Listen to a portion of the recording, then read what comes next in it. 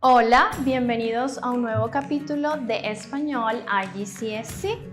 Mi nombre es María Medina Borges. My name is Mariam Medina Borges from Melhor Institute.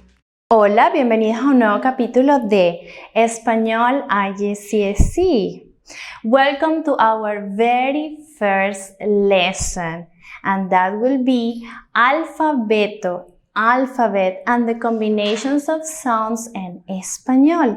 It's very good for you to know that in Español we have 27 letters, 27 letras, just one additional from that alphabet in English, and we'll find out which one. Now we are going to pronounce all those letters in Español.